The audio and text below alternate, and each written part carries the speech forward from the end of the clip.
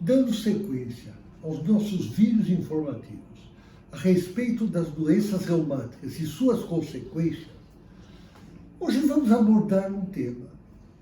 Você sabia que uma simples diarreia pode sinalizar a presença de uma doença reumática? Pois saiba que isso é uma realidade. São as artrites enteropáticas. E é um tipo de artrite que ela aparece em portadores de doença inflamatória intestinal. E as duas mais comuns, extremamente comuns, são a retocolite ulcerativa e a doença de Crohn. Como é que essas doenças aparecem? Como é que você suspeita? Porque ela tem como característica uma diarreia persistente, dores abdominais e às vezes hemorragia intestinal, que você acaba de evacuar e continua saindo sangue no vaso. Não se conhece muito bem as suas causas.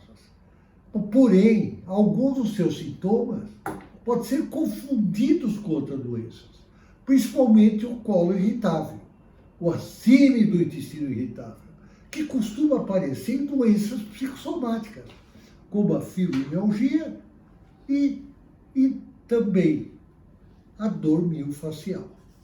Elas acometem indistintamente homens e mulheres, geralmente ao redor de 20 a 40 anos, porém eu quero chamar a atenção que elas podem ter uma predisposição hereditária familiar. Elas têm uma evolução crônica e não têm cura. E como consequência de não ter cura, elas poderão apresentar complicações, muitas delas debilitantes, outras vezes incapacitantes, e podem ter prejuízos orgânicos, ou seja, no nosso organismo, e mentais aos seus portadores. Imagine você estar em uma reunião, ter uma dor de barriga e ter uma diarreia incontrolável. Você vai se sentir muito mal. Ressalto que ambas essas doenças, que eu já disse, não têm cura, porém nos dias atuais existem tratamentos extremamente eficazes que controlam a doença reumática, a doença do aparelho digestivo e devolvem aos seus sofredores qualidade de vida. Como o tema é reumatologia, nós vamos abordar as principais manifestações articulares. Elas acometem principalmente as articulações dos membros inferiores, poderão acometer qualquer articulação. E as articulações sacroiliacas, que estão aqui, e aqui a parte posterior, por isso quem tem dor em sacroiliaca tem dor das nádegas, e as articulações da coluna vertebral. No caso de agora, eu quero chamar a atenção para um fato. Muitas vezes, você tem uma dor reumática, tem uma artrite, tem uma dor da sacroiliaca, que precedem por anos as manifestações intestinais. E outras vezes coincidem com as mesmas. No caso da doença de Crohn, os joelhos e tornozelos são acometidos em 15 a 20% dos casos. E é um quadro de artrite extremamente dolorosa.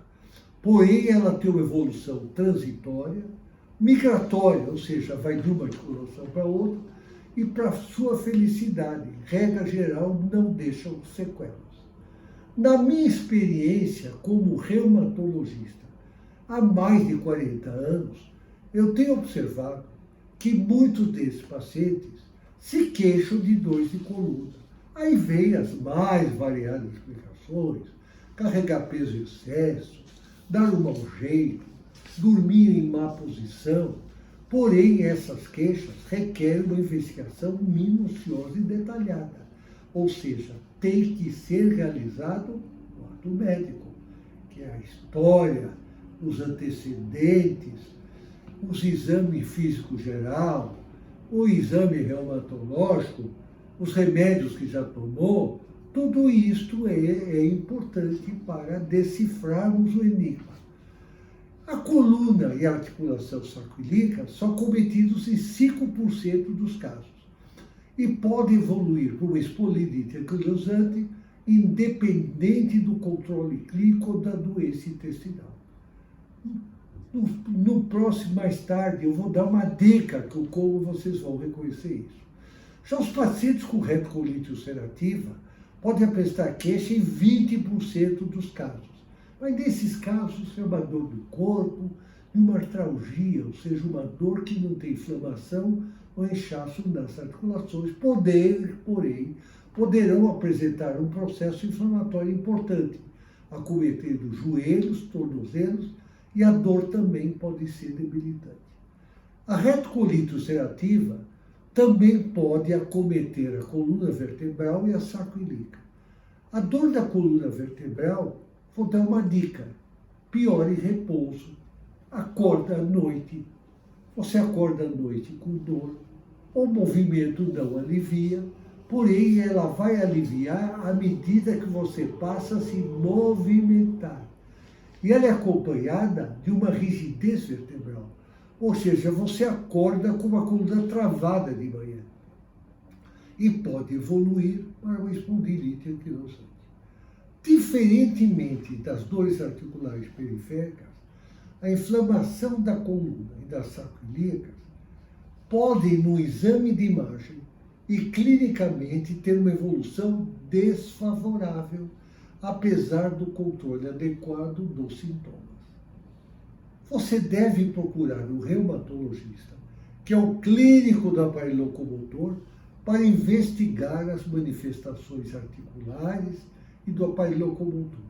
Porém, ele necessitará ser tratado em conjunto com um gastroenterologista especializado em doença inflamatória intestinal. E os dois especialistas em conjunto vão definir o diagnóstico e a estratégia terapêutica do caso. Eu sou o professor José Goldenberg, professor livre-docente de reumatologia pela Escola Paulista de Medicina, Universidade Federal de São Paulo. Sou médico honorário do Hospital Israelita Albert Einstein, autor do livro Coluna, Ponto e Vírgula, autor do site colunevida.com.br e no YouTube vocês encontrarão como José Goldenberg.